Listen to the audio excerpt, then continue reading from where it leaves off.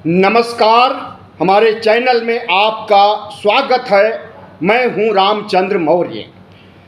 साथियों, जिस बात की आहट थी वही हुआ।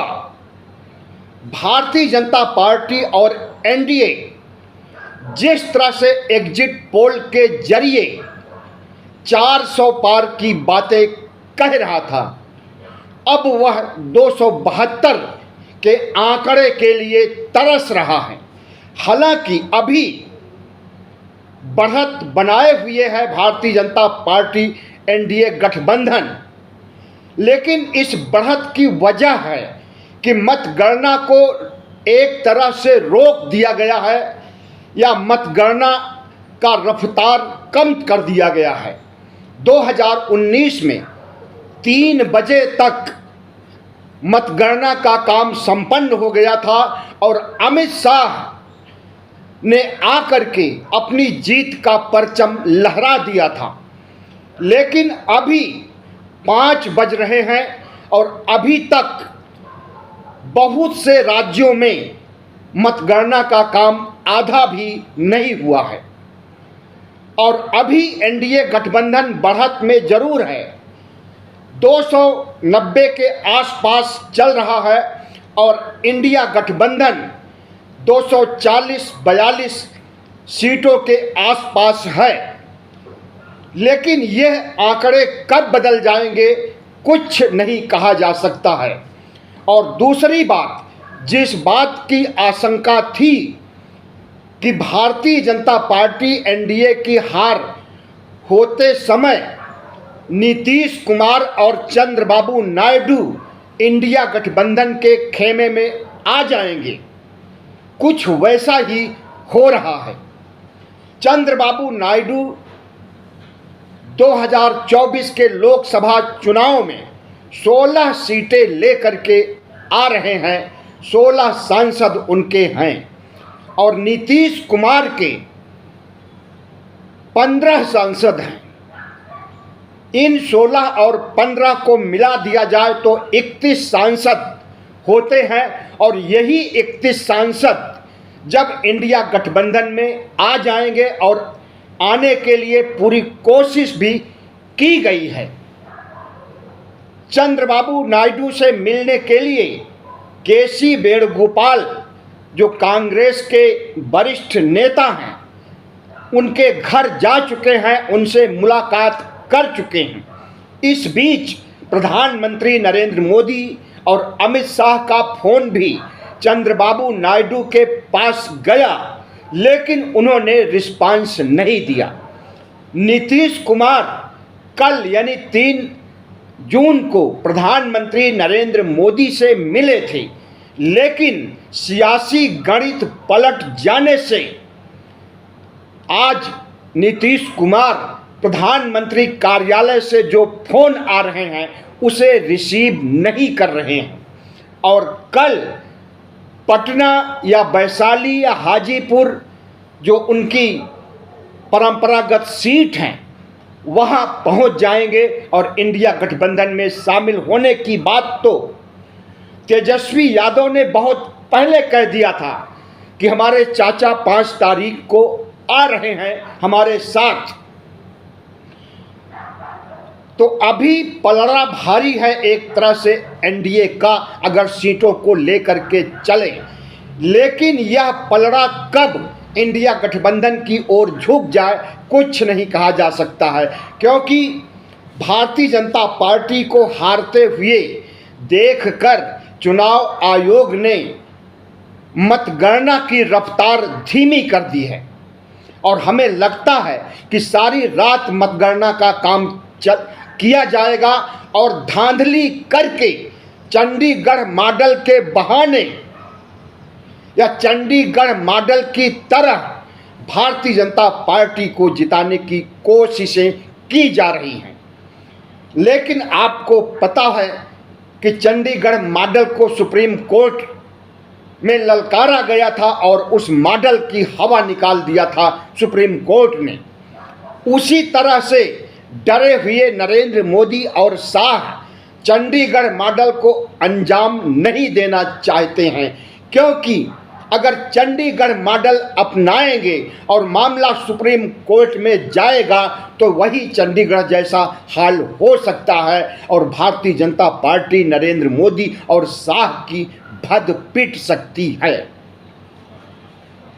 अब देखना यह है कि भारतीय जनता पार्टी को कितनी सीटें मिली है और कांग्रेस को कितनी सीटें मिली है, बाकी नंबर 3 पर नंबर 4 पर कौन है।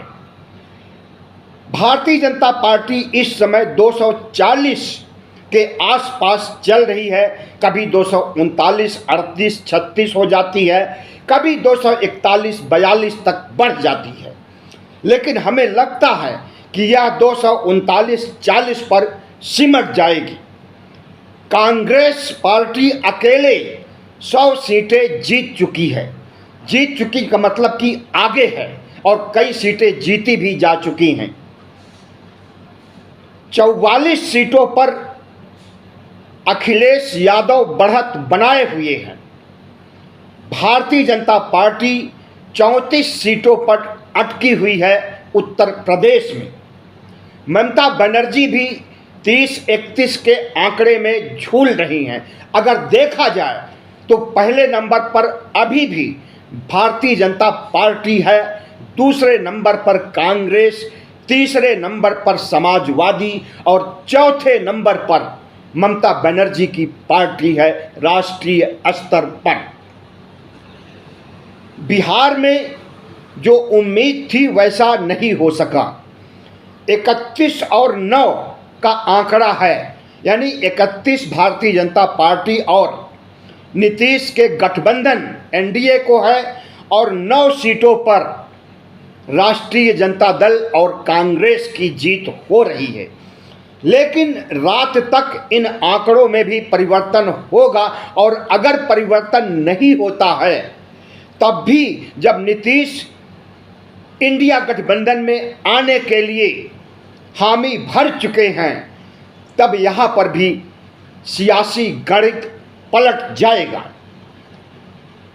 इसी तरह से महाराष्ट्र में जहाँ पर कि शिवसेना को 2 फाड़ में बांट दिया था नरेंद्र मोदी ने, एनसीपी को 2 फाड़ में बांट दिया था नरेंद्र मोदी ने। शिवसेना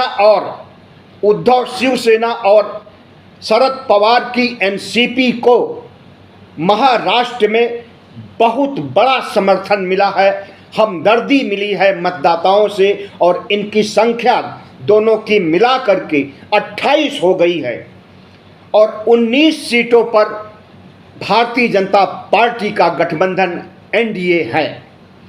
हमें लगता है कि देर रात तक यहाँ पर आंकड़ा पलट जाएगा और 2019 का आंकड़ा यानी 41 पर इंडिया गठबंधन और 7 सीटों पर भारतीय जनता पार्टी एनडीए की जीत हो सकती है। उत्तर प्रदेश में तो खेला हो गया। उत्तर प्रदेश अब हिंदुत्व का गढ़ माना जाता था, हिंदुत्व की प्रयोगशाला मानी जाती थी।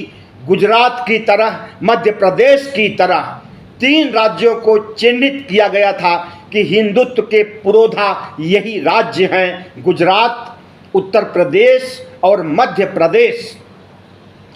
गुजरात में भी सेंध लगाने का काम कांग्रेस और आम आदमी पार्टी ने किया है।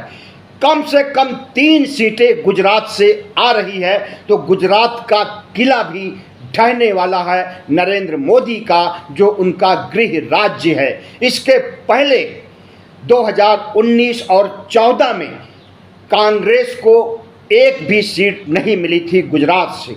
एक बात मानना पड़ेगा कि मध्य प्रदेश और छत्तीसगढ़ पर भारतीय जनता पार्टी का कमोबेश कब्जा वैसे ही है जैसे 2014 और 2019 में था। मध्य प्रदेश की 29 सीटों में पूरे पर बढ़त बनाए हुए है भारतीय जनता पार्टी और छत्तीसगढ़ में 11 में से 9 सीटों पर बढ़त बनाए हैं, 2 सीटों पर कांग्रेस आगे है। यानी छत्तीसगढ़ में भी सेंध लगा दिया है कांग्रेस ने। अब भारतीय जनता पार्टी को पता चला है कि प्रधानमंत्री नरेंद्र मोदी की अहंकारी नीतियां, तानाशाही रवैया, इसको जनता ने बर्दाश्त नहीं किया है। प्रधानमंत्री नरेंद्र मोदी की हिंदू मुस्लिम की राजनीति, हिंदू मुस्लिम ध्रुवीकरण भी काम नहीं किया है। जिस तरह से प्रधानमंत्री नरेंद्र मोदी ने 2024 के लोकसभा चुनाव में एकदम निचले स्तर पर उतर आए थे और प्रधानमंत्री पद की गरिमा को तार तार कर चुके हैं, हिंदू मुस्लिम करके कभी मंगलसूत्र की बात करते थे कि हिंदू महिलाओं का मंगलसूत्र छीन करके मुस्लिम महिलाओं में बांट दिया जाएगा, हिंदू ओबीसी एससी एसटी का हक अधिकार, उनका आरक्षण छीन करके मुसलमानों को, घुसपैठियों को, अधिक बच्चा पैदा करने वालों को दे दिया जाएगा। जल की टोटी निकाल करके कांग्रेस अगर जीतेगी तो मुसलमानों के घर में टोटी लगा देगी। इस तरह से कम 50 हेट स्पीच दिए हैं नरेंद्र मोदी, जिसके खिलाफ चुनाव आयोग ने तो कार्रवाई नहीं किया, लेकिन जनता की अदालत ने अपना फैसला सुना दिया है, नरेंद्र मोदी को बैक फुट पर ला दिया है। कर्नाटक में 18 और 10 का खेला चल रहा है। 18 सीटें बीजेपी और 10 सीटें कांग्रेस, यानी डबल डिजिट में कांग्रेस आ गई है। जबकि कांग्रेस को 2014 और 19 में यहाँ बड़ी चपत लगी थी और उसके मुकाबले इस बार बेहतर से बेहतर प्रदर्शन किया है कांग्रेस पार्टी ने। बंगाल में भी खेला हो गया। 2019 के चुनाव में भारतीय जनता पार्टी को 18 सीटें मिली थी और ममता बनर्जी को 22 सीटें मिली थी। भारतीय जनता पार्टी दंभ भर रही थी कि इस बार उसे 35-40 सीटें मिलने जा रही है, लेकिन हुआ इसका उल्टा। 32 सीटें लेकर के सबसे आगे ममता बनर्जी अभी हैं। अभी हम ये नहीं कह रहे हैं कि 32 सीटें जीत चुकी हैं, 32 सीटों पर बढ़त बनाए हैं और इनमें से कई सीटें जीत भी चुकी हैं। भारतीय जनता पार्टी 10 सीटों पर अटक गई है। 2019 में जो उसे 18 सीटें मिली थी, उसमें से 8 सीटें खो चुकी है। संदेश खाली का जो घिनौना कारनामा करवाया था नरेंद्र मोदी और शाह ने, जबरन आरोप लगाया गया कि मुस्लिमों ने बलात्कार किया है हिंदू महिलाओं से। उन्हीं हिंदू महिलाओं ने जिससे कहलवाया गया था कि उनके साथ बलात्कार हुआ है, उन्होंने हाथ खींच लिया और उन्होंने कहा कि हमसे कागज पर साइन कराया गया था, सादे कागज पर, और 2000 रुपए दिए गए थे। इसके अलावा कुछ भी नहीं हुआ था और इसकी पोल तब खुल गई जो वीडियो वायरल हुआ कि संदेश खाली का बलात्कार का मामला फर्जी है। और इस बात की भनक के बाद दूसरा, तीसरा, चौथा, पांचवा, छठा, सातवां चरण संपन्न हुआ है। सिर्फ एक चरण में भारतीय जनता पार्टी को यहाँ कुछ सीटें मिली होंगी, लेकिन बाकी चरणों में भारतीय जनता पार्टी का सुपड़ा साफ कर दिया बंगाल ने। राजस्थान में भी खेला हुआ है। यहाँ पर कुल 25 सीटें हैं और 2019 के चुनाव में भारतीय जनता पार्टी को 25 की 25 सीटें मिली थी, लेकिन अभी तक पता चला है कि 5 सीटें कांग्रेस जीत चुकी है और 7 पर आगे है। बेनीवाल भी जीतने जा रहे हैं। इस तरह से 13 और 12 का खेला हो गया है। 13 सीटें कांग्रेस और उसके सहयोगी दलों को मिले हैं और 12 सीटें भारतीय जनता पार्टी को। इसी तरह से तमिलनाडु में दंभ भरा था। अमित शाह ने, नरेंद्र मोदी ने कि यहाँ पर हमारा वोट प्रतिशत बढ़ा है और यहाँ पर कम से कम 5-7 सीटें आने जा रही हैं। कई एग्जिट पोल ने तो 10 सीटों तक की भविष्यवाणी कर दी थी, लेकिन हुआ उसका उल्टा। सिर्फ एक सीट पर भारतीय जनता पार्टी बढ़त बनाए हुए है और भारी मार्जिन से बढ़त नहीं है। उस एक सीट पर भी हार हो सकती है, 0 बटा सन्नाटा हो सकता है तमिलनाडु में। और कहा यह गया था कि उत्तर भारत के जिन बड़े राज्यों में जहां पर 2014-19 में भारतीय जनता पार्टी स्वीप की थी, 100% सीटें लाई थी, उसकी भरपाई तमिलनाडु और केरल से की जाएगी। लेकिन केरल ने भी दिखा दिया कि भारतीय जनता पार्टी को एक सीट पर बढ़त है और उस पर भी मुश्किल है जीत पाना। हरियाणा में 10 सीटें हैं, 10 में 6 पर कांग्रेस आगे है और 4 पर भारतीय जनता पार्टी आगे है। तो समझ लीजिए कि हरियाणा में भी भारतीय जनता पार्टी को बुरी हार का सामना करना पड़ रहा है। इसी तरह से बाकी राज्य जो हैं, झारखंड में भी लगभग आधे आधे पर हैं दोनों पार्टियां, कांग्रेस और झारखंड मुक्ति मोर्चा।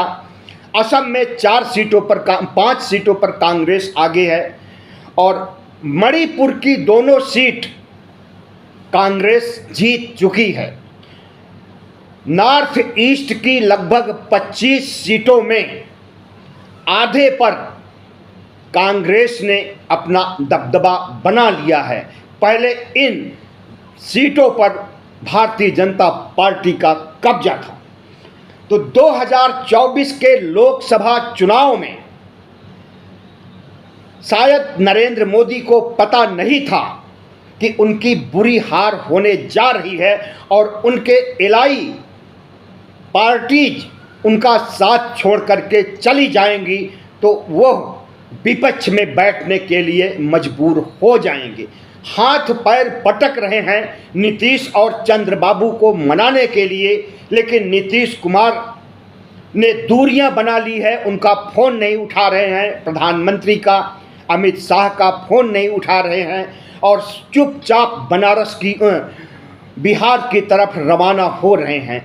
चंद्रबाबू नायडू ने संकेत दे दिया है इंडिया गठबंधन में आने का, क्योंकि यही चंद्रबाबू नायडू हैं जिनके ऊपर ईडी ने छापा मार करके इन्हें गिरफ्तार कर लिया था, लेकिन कुछ सेटिंग के कारण इन्हें छोड़ दिया। जब ये भारतीय जनता पार्टी के गठबंधन में एनडीए में आने के लिए तैयार हो गए तो इन्हें जेल नहीं भेजा गया। लेकिन बकरे की मम्मी कब तक खैर मनाएगी, इस बात को नीतीश कुमार भी समझ रहे हैं और चंद्रबाबू नायडू भी समझ रहे हैं। आपको हम बता दें कि जब नीतीश कुमार इंडिया को छोड़ करके एनडीए में प्रधानमंत्री नरेंद्र मोदी के साथ गए थे, तो उस समय नीतीश कुमार की फाइल भी ईडी ने बना लिया था। सिर्फ नीतीश कुमार की ही नहीं, नीतीश कुमार की पार्टी जनता दल यू के कई नेताओं की फाइल बन गई थी और कार्रवाई करने के लिए नरेंद्र मोदी ने धमकी दिया कि एनडीए में नहीं आओगे तो तुरंत कार्रवाई शुरू हो जाएगी और इंडिया गठबंधन में जो तुम प्रधानमंत्री बनने का सपना देख रहे हो, सीधे जेल में जाओगे। इस तरह से नीतीश यादव को एनडीए में शामिल कर लिया था। लेकिन अब जब प्रधानमंत्री नरेंद्र मोदी की हार हो रही है और इंडिया गठबंधन जीत की ओर बढ़ रहा है, तो नीतीश कुमार को पता है कि उनका भला कहाँ होगा, भतीजे के साथ या फिर जुमलेबाज और चाणक्य के साथ। इस तरह से लोकसभा चुनाव 2024 का समापन होने जा रहा है। रात तक किस्सा खत्म हो जाएगा और भारतीय जनता पार्टी कहने के लिए जरूर कहती रहेगी शाम या देर रात तक कि उसकी जीत या उसका नंबर, उसका संख्या बल ज़्यादा है, लेकिन उस संख्या बल को मिनट भर में चंद्रबाबू नायडू और नीतीश कुमार जब खत्म करके इंडिया में शामिल हो जाएंगे तो इंडिया गठबंधन की जीत हो जाएगी। लोकसभा चुनाव 2024 के 5 महत्वपूर्ण कारणों को समझ लीजिए। पहला, एग्जिट पोल बुरी तरह से फ्लॉप हो गया है और अब इस देश को चाहिए कि वह एग्जिट पोल का बहिष्कार करे और एग्जिट पोल करने वालों के खिलाफ कार्रवाई करे, उन्हें कोई सर्वे का सैंपल न दे और उन्हें खदेड़ा कर दी। जिस तरह से 400 पार 370 पार की रट प्रधानमंत्री नरेंद्र मोदी ने लगाया था संसद में और संसद से लेकर के सड़क तक कहा था कि भारतीय जनता पार्टी को 400 पार सीटें आ रही हैं। सिर्फ संसद में ही नहीं, 2023 के 15 अगस्त को लाल किले से भी प्रधानमंत्री नरेंद्र मोदी ने कहा था कि हम फिर 2024 में झंडा फहराने के लिए आ रहे हैं। इंडिया गठबंधन की नहीं बल्कि एनडीए गठबंधन की जीत होने जा रही है। तो लाल किले से उन्होंने जो दावा किया था, वह दावा, संसद से उन्होंने जो दावा किया था 400 पार का, वह दावा भी फ्लॉप हो गया है। संसद में उन्होंने एक बात और कही थी, एक अकेला सब पर भारी, लेकिन वह अकेला अब बेचारा हो गया है और विपक्ष में बैठने के लिए मजबूर हो जाएगा 1-2 दिन में, जब इंडिया गठबंधन शपथ ले लेगा। तो इस तरह से एग्जिट पोल को अब लोग अस्वीकार कर देंगे, क्योंकि एग्जिट पोल की एक भी भविष्यवाणी साबित नहीं हुई है।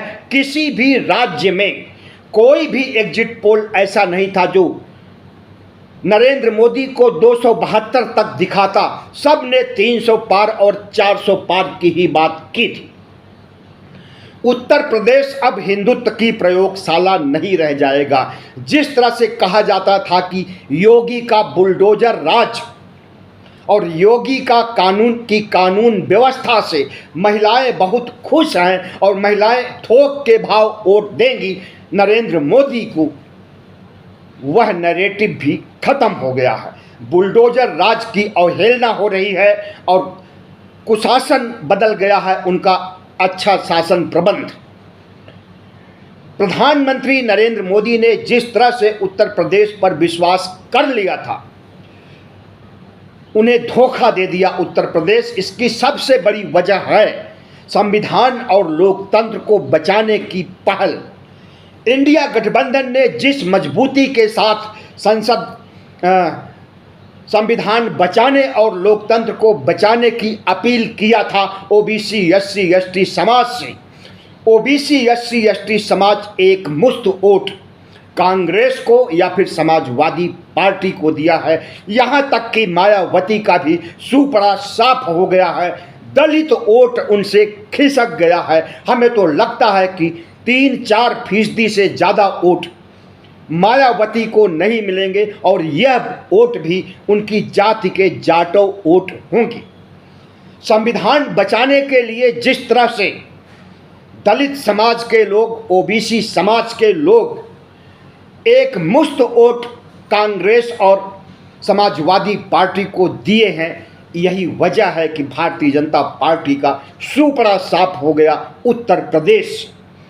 उत्तर प्रदेश में 42 सीटों पर अभी समाजवादी पार्टी और कांग्रेस आगे चल रही है और 38 सीटों पर भारतीय जनता पार्टी आगे चल रही है। कुल 80 सीटें हैं और जिस तरह से उत्तर प्रदेश में 22 जनवरी के आसपास देखा गया था, जब अयोध्या में राम मंदिर का उद्घाटन और मूर्तियों की प्राण प्रतिष्ठा की गई थी, तो उस समय लगा कि उत्तर प्रदेश से तो इस बार लगता है कि 80 की 80 सीटें भारतीय जनता पार्टी को चली जाएंगी और उत्तर प्रदेश राममय हो गया है। लेकिन राम मंदिर और प्राण प्रतिष्ठा की हवा इस कदर निकली कि अयोध्या भी हारने जा रही है भारतीय जनता पार्टी। अयोध्या के भारतीय जनता पार्टी के प्रत्याशी लल्लू सिंह बुरी तरह से चुनाव हार रहे हैं। यह वही लल्लू सिंह हैं जिन्होंने कहा था कि हमें 400 पार सीटें दीजिए, हम संविधान बदल देंगे। मेरठ से अरुण गोविल जो टीवी सीरियल के राम थे, वह भी चुनाव हार रहे हैं और इन्होंने भी कहा था कि हमें 400 सीटें दीजिए और हम संविधान खत्म कर देंगे, लोकतंत्र खत्म कर देंगे, हिंदू राष्ट्र बना देंगे, मनुस्मृति को लागू कर देंगे। और इस बात को लपक लिया इंडिया गठबंधन ने और राहुल गांधी ने जिस तरह से अपनी जनसभाओं में संविधान की कॉपी लहराते हुए संविधान को बचाने की अपील किया, 5 न्याय और 25 गारंटियों की बात किया, उसे जनता तक ले जाने का काम किसी और ने नहीं, नरेंद्र मोदी ने किया। कांग्रेस के न्याय पत्र की आलोचना करते करते इस स्तर पर उतर आए कि लोगों ने डाउनलोड करके न्याय पत्र को पढ़ा तो देखा इसमें तो मुस्लिम कनेक्शन है ही नहीं, हिंदू मुस्लिम की बात है ही नहीं। तो इस तरह से 5 न्याय और 5 गारंटियां भी निचले स्तर तक पहुंच गई, जिसमें बेरोजगारों को 1 लाख रुपए सालाना, महिलाओं को 1 लाख रुपए सालाना और ऐसी ही तमाम गारंटियां किसानों और देश के अन्य वर्गों के लिए दी गई थी। 5 किलो राशन जो प्रधानमंत्री नरेंद्र मोदी कोरोना काल से इस देश की जनता को, 80 करोड़ जनता को दे रहे हैं, इसे डबल करने की बात कांग्रेस पार्टी ने कही थी और उसके बाद प्रधानमंत्री नरेंद्र मोदी की लाभार्थी योजना भी फ्लॉप हो गई और इसी वजह से उत्तर प्रदेश में बुरी तरह से हार हुई भारतीय जनता पार्टी की। हमें लगता है कि 2027 में जो विधानसभा चुनाव उत्तर प्रदेश का होने जा रहा है, उसमें भी भारतीय जनता पार्टी को भारी असफलता मिल रही है, क्योंकि जब बदलाव की बयार बहने लगती है तो वह रुकती नहीं है, बदलाव की आंधी चलने लगती है तो वह रुकती नहीं है। मोदी मैजिक, मोदी चेहरा इन चुनाव से गायब हो गया। भारतीय जनता पार्टी कोई भी चुनाव जीतती थी तो उसका सेहरा प्रधानमंत्री नरेंद्र मोदी के सिर पर बांधा जाता था कि मोदी ने जिताया है और मोदी की गारंटी ने जिताया है। लेकिन इस बार मोदी की गारंटी भी काम नहीं आई और मोदी का चेहरा भी काम नहीं आया। जिस तरह से बहुजन समाज पार्टी ने भारतीय जनता पार्टी का साथ देने के लिए अपनी ही पार्टी को डैमेज पहुंचाया और मायावती ने अपने भतीजे आकाश आनंद को चुनाव गतिविधियों से रोक दिया और उनको पार्टी के तमाम पदों से बर्खास्त किया। इसकी वजह से भी मायावती की हार हुई है और मायावती ने जिस तरह से जय भीम नमो बुद्धाय की जगह हर हर महादेव और जय श्री राम की ओर बढ़ी थी, इससे भी इन्हें नुकसान हुआ है। और सबसे बड़ा कारण संविधान बचाने के लिए दलित और ओबीसी समाज ने समाजवादी पार्टी का साथ दिया और अगर मायावती को साथ देता तो मायावती को दिया गया हर वोट भारतीय जनता पार्टी के खाते में जाता। मतलब मायावती समर्थन करती भारतीय जनता पार्टी की और भारतीय जनता पार्टी का समर्थन करती, इसके पहले ही उन्हें सबक सिखा दिया इस देश के दलितों ने, ओबीसी, एससी, एसटी ने। तो जो कुछ हुआ अच्छा हुआ और जो कुछ होगा वो भी अच्छा होगा। और सबसे बड़ी बात तो यह हुई कि यह चुनाव इंडिया गठबंधन और बीजेपी का एनडीए गठबंधन नहीं लड़ा है, बल्कि यह चुनाव मोदी के खिलाफ इस देश के 97 करोड़ मतदाताओं ने लड़ा है। उन 97 करोड़ मतदाताओं में लगभग 65 करोड़ ने मतदान किया और प्रधानमंत्री नरेंद्र मोदी को धूल चटाया।